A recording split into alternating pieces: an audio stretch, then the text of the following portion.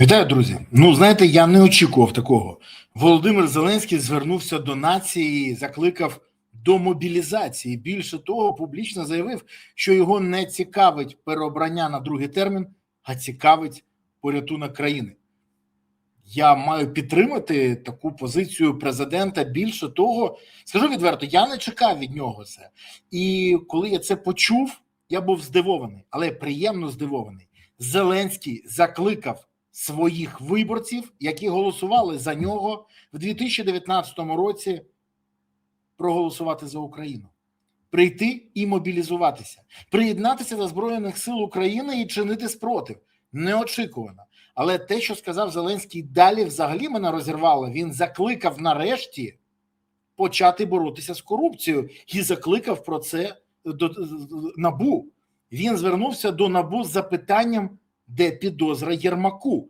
Це говорить тільки про одне. Зеленський кардинально змінив свої погляди. Щось трапилось, щось змінилося, але оця заява про те, що Єрмаку потрібно вручити підозру, ну, вона мене здивувала ще більше. І наступна, третя теза, яку він заявив у цьому ранковому зверненні, про те, що необхідно створити уряд національної єдності і нову коаліцію, це взагалі розриває всі шаблони.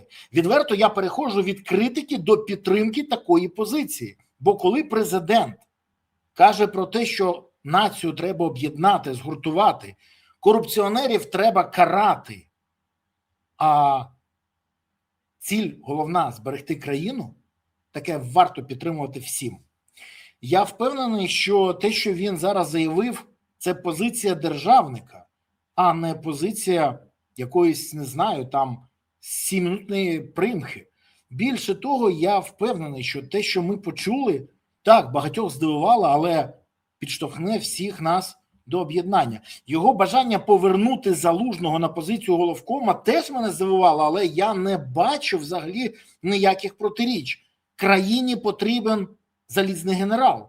І сьогодні оця заява, вона теж має підтримку в мені. Я не знаю, як це сказати. Я здивований, я справді здивований, я не знаю, як на це все реагувати. Заява про те, що повертається з Залужного і він буде очолювати Збройні Сили України, це неочікувана історія. Дуже неочікувана, але ще раз кажу, ну зараз це з його звернення будуть цитувати всі, як в Україні, так і на Заході.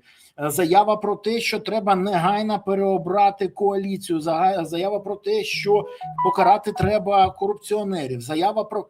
Ці заяви вкрай позитивні. Більше того, вони демонструють головне. Зеленський зрозумів, що потрібно країні. Коли він каже, протягом тижня буде вирішено питання з термінами служби, протягом тижня він поклявся, він внесе законопроект, який допоможе вирішити проблеми з СЗЧ і з мобілізацією, но це говорить тільки про одне – переоцінка цінностей. Вже не двушечка на Москву стає першочерговою, а інтереси держави. І оце важливо. Також вважаю, що його заява про те, що необхідно відмовитись від всіх зайвих витрат на єбачки, на єбаньки, на єбаніки і на всі інші єбанани, от все це теж говорить про його переосмислення взагалі того, що відбувається. Він каже про те, що витрати повинні йти першочергово на Збройні Сили України і далі на допомогу країні вистояти. Не знаю. Мабуть, це варто овації. І я сьогодні аплодую всьому цьому. Коли я чув ці слова, коли я чув цю промову, і головне, вимогу нарешті суспільству припинити сваритися, а об'єднатися навколо захисту країни, то я тоді зрозумів. Мабуть, не все так погано, як мені здавалося. І те, що Володимир Олександрович сьогодні говорить про те, що він не йде на другий термін, але готовий гуртувати навколо безпеки майбутнього України суспільство, говорить про те, що він змінився. Це супер, це дійсно супер. До речі, так і новина про те, що сьогодні звільнені всі люди, які пов'язані з Єрмаком, при тому звільнені зі всіх позицій, від очільників військово-цивільних адміністрацій до робітників Офісу президента, від віце-прем'єра до на всіх позиціях. Це говорить тільки про останнє. Зеленський вирішив справді зайти в історії, а не вляпатися в чергову халепу, до якої він звик. Його звернення до Бібі Нетаньяху про те, що він готовий безкоштовно надати все, що потрібно для збиття іранських шахедів в обмін на те, що видадуть Міндіча, підштовхують тільки до одної думки. Сьогодні він готовий йти шляхом Лі Куан Ю і садити своїх найближчих друзів. До речі, він нагадав всім, що зняв Баканова по статті, за яку повинен сісти або він, або Баканов. І сказав, що він сідати не готовий. Тож чекаємо на дії правоохоронних органів по відношенню до Вані Баканова. Окрема історія, і це дуже важливо, це його заява про пріоритети в міжнародній політиці. Він сказав, що приносить вибачення всім, кого образив, і повертається до професійних людей, які завжди повинні займатися своєю справою. Тож будуть негайно перепризначені переважна більшість послів, а інструктор по Мінету більше не буде головним в пріоритетах, коли обирають на позицію посла. Також він каже про те, що, незважаючи на те, що окремі дипломати не дуже люблять його, але він каже, що треба все ж таки гуртуватися не навколо нього, а навколо ідей майбутнього України, і тому закликає їх всіх забути старе. Вважаю, що це правильно. Особливо після того, що він вирішив замінити всіх пристосуванців, а також тих, кого призначили за те, що вони вірно йому служили на позиції генпрокурорів або міністрів оборони, чи ще десь на якісь позиції, він їх всіх знімає. І це теж рішення Зеленського. Тому я здивований, неочікувано, приємно здивований. І от в цьому здивованому стані я прокинувся. А такий сон був неймовірний і такий реальний. І я розумів, що це ж все можна зробити. І можна історію розвернути на 180 градусів. І можна взагалі досягнути максимально позитивного для країни результату.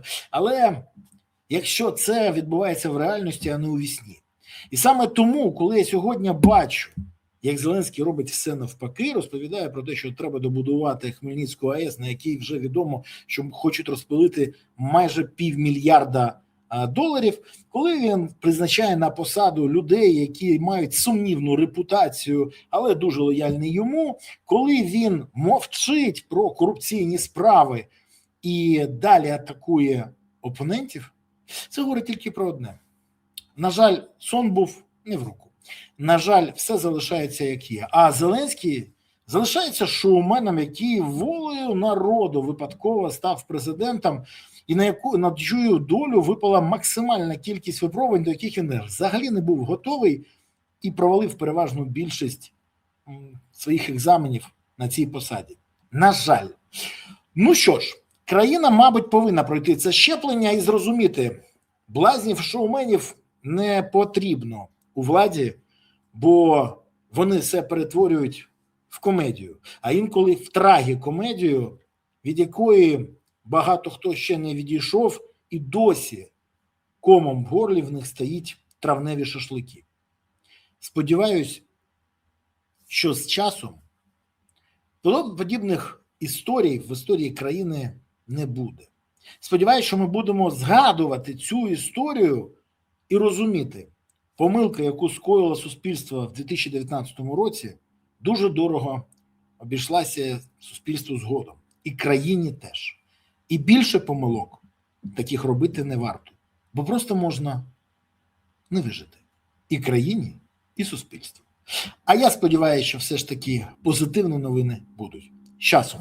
А вам дякую, що дивилися, підписалися, поставили вподобайку, прокоментували, поширили відео. Окрема подяка за те, що підтримуєте ЗСУ, бо це надважливо. Завжди підтримувати ЗСУ, донатити на ЗСУ, приєднуватись до ЗСУ, допомагати ЗСУ. Гуртуємось навколо ЗСУ, щоб у України було майбутнє. Тож всі ресурси на ЗСУ, і тоді все справді буде Україна. Дякую вам. Па-па.